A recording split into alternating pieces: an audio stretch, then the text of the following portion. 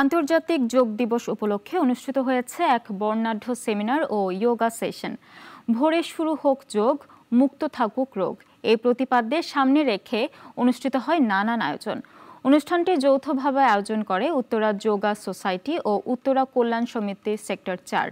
উপস্থিত অতিথিদের বক্তব্যে সচেতন জীবনযাপন, মানসিক প্রশান্তি এবং দৈনন্দিন জীবনে যোগাভ্যাসের প্রয়োজনীয়তার উপর জোর দেওয়া হয়। অংশগ্রহণকারীদের জন্য উন্মুক্ত যোগ সেশন, মেডিটেশন, প্রাণায়াম অনুশীলন এবং সচেতনতা কার্যক্রমের আয়োজন করা হয়।